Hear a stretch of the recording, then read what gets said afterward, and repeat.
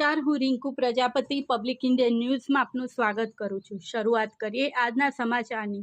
Heat વેવને પગલે 150થી વધુ કર્મચારી અને મતદારોની તબિયત લથડી। ઉનાળાની ગરમીના પગલે મતદાનના દિવસે ગરમીનો પારો એ બપોરે 42 ડિગ્રી પહોંચી જવાની સંભાવના હોવાથી આણંદ જિલ્લા આરોગ્ય વિભાગે 1773 મતદાન મથકો પર મતદારોને તાત્કાલિક સારવાર મળી રહેવાના હેતુથી 80 ટીમો સ્ટેન્ડ બાય સ્ટેન્ડ તૈનાત રખાઈ હતી। ત્યારે મેડિકલ ટીમો અને 108ની ટીમોએ મતદાન દરમિયાન મતદાન મથક પર ફરજ બજાવતા કર્મચારીઓને મતદારો મળીને કુલ 150થી વધુ લોકોને તાત્કાલિક સારવાર આપવામાં આવી હતી, જેમાં 4 દર્દીઓને વધુ તબિયત લથડતા પેટલાદ સિવિલ હોસ્પિટલ સહિત અન્ય CHC કેન્દ્ર ખાતે ખસેડવામાં આવ્યા હોવાનું સૂત્રોએ જણાવ્યું હતું।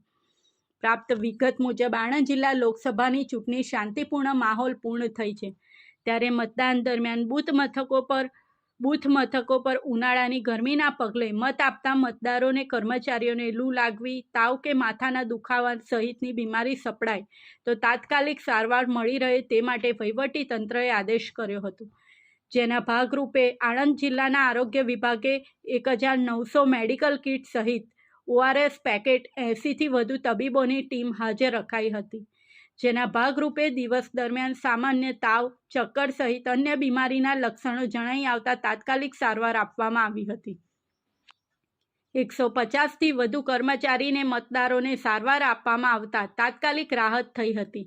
બીજી તરફ 108ની ટીમોએ જણાવ્યું હતું કે ચીખોદરા અને બોરસદમાં દર્દીને સારવાર અર્થે હોસ્પિટલમાં ખસેડવામાં આવ્યા હતા।